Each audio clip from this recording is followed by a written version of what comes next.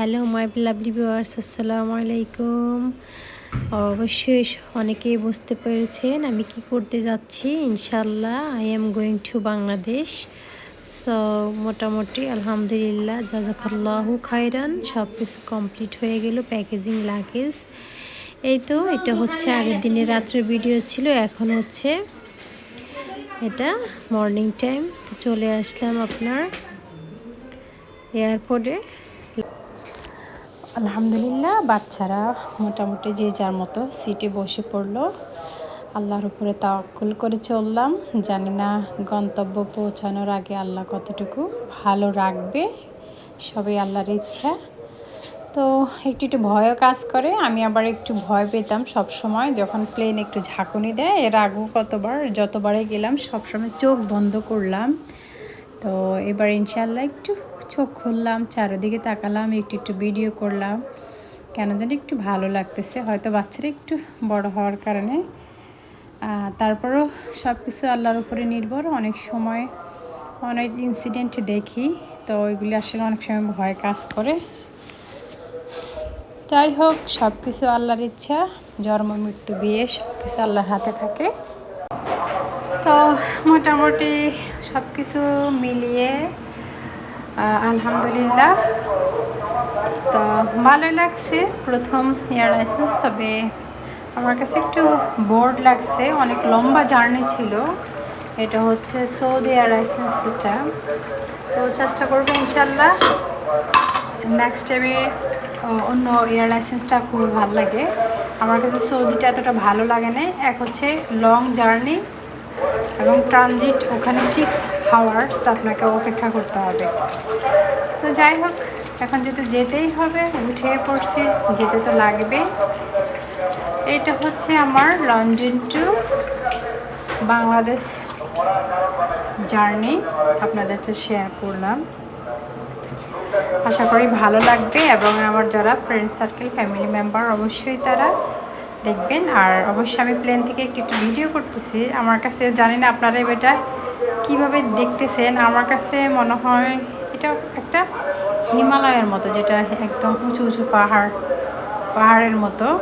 আমি ঝুম করলাম কিন্তু বুঝতে পারতেছি না গাছ দেখা যাচ্ছে নাকি কিছু একটা ফিল হচ্ছে। তো সবই আল্লাহর ইচ্ছা, আল্লাহরই কুদরতের সব কিছু। তো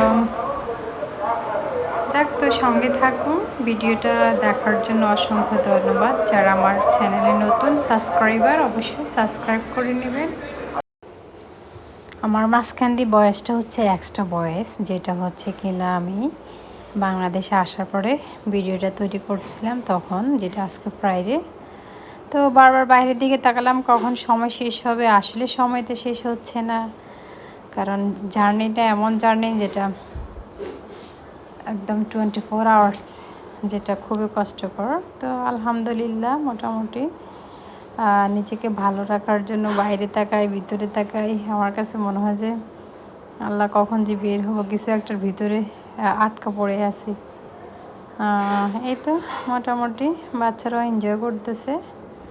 আর আসলে আমার ভিডিওটা অবশ্যই পুরো ভিডিওটা দেখবেন, একটু লং হতে পারে, কারণ আমি এই পুরো সপ্তাহ ধরে কোনো ভিডিও আপলোড করতে পারতেছি না। এক হচ্ছে এখানে আসার পরে বেশিরভাগ নেটওয়ার্কের সমস্যা, প্লাস আবার দেখা গেছে যে আপনার কারেন্ট চলে যায়। আসলে আমার আপুরা, প্রিয় আপু যারা আছে, ওনারা মাঝে মাঝে বলেন যে কারেন্ট নাই, এই সমস্যা, কিছু কিছু সমস্যার কথা বলে। তো আমি প্রথমে আসার পরে এই সমস্যাগুলি ফেস করলাম, যেটা হচ্ছে আমিও দেখলাম যে আসলে এরকম কারেন্ট থাকে না।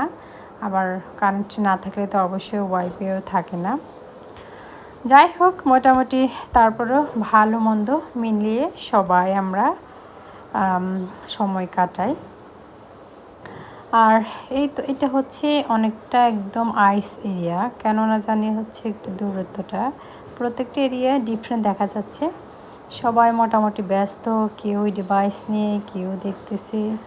আমার বাচ্চাগুলিও মোটামুটি, আমিও দেখলাম আমরা কোথায় আছি এখন। তো ভালো লাগতেছে। তখন মোটামুটি সৌদি সন্ধ্যা হয়ে পড়ছে, সৌদিতে এরিয়ার মধ্যে আসা পড়ছে আমরা। এত লম্বা জার্নি, যারা যারা অবশ্যই, তো আমাদের এখানে আরও কিছুটা আওয়ার্স লেফট আছে। এখানে হচ্ছে যারা বের হয় অন্য এয়ারলাইন্স থেকে, তো এটা হচ্ছে যারা অবশ্যই সৌদি আরবে থাকেন তারা অবশ্যই এই এয়ারপোর্ট সম্পর্কে জানে। এটা হচ্ছে রিয়াদ এয়ারপোর্ট। তো আমরা এখানে কেনাকাটা করলাম। আমি এবার নিডো মিল্ক নিলাম, কিছু কসমেটিক্স নিলাম, তারপরে ফ্লাগ নিলাম। ভালো লাগছে শপিং মোটামুটি। তবে আমার খুব আশা ছিল এখানে গোল্ড শপ থাকবে। আমি দুবাইতে যেরকম দেখতাম যে অনেক গোল্ড।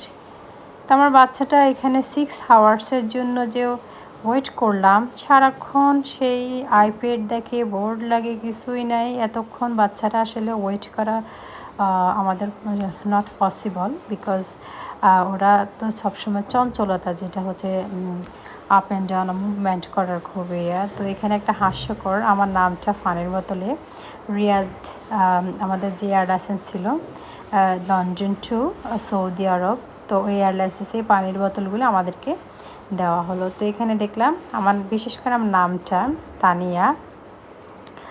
তো এটা হচ্ছে ফাইনালি, যারা যারা অবশ্যই আমাদের আপুরা বাংলাদেশে আছে তারা তো অবশ্যই জানেন। তো চলে আসলাম আর দেখলাম যে বাহিরে অনেক অনেক আমাদের জন্য গরম, জানি না এত গরম লাগতেছে কেন। তো অনেক ট্রাফিক, এইদিকে হর্ন ওইদিকে হর্ন, হঠাৎ করে আসলে যেটা হয় আর কি। অবশ্যই একটু টাইম লাগে, অভ্যস্ত হয়ে যায় আমরা পরে। যাই হোক, তারপরেও সুন্দর মতে বাংলাদেশে আসতে পেরেছি, এটা হচ্ছে আল্লাহর কাছে শুকরিয়া জানাই। তো আসলে অনেক কিছু আমার কাছে এখন নতুন লাগতেছে, আমি অনেক কিছু এখানে আগে দেখতাম না, তবে একটু একটু নতুন দেখতেছি আমার কাছে এয়ারপোর্টের এরিয়াটা। তো এই তো বাসার উদ্দেশ্যে রওনা দিলাম এবং বাসায় এসে পৌঁছে গেলাম। আর পরে বিকেলে একটু ছাদে গেলাম, এটা হচ্ছে পরের দিন।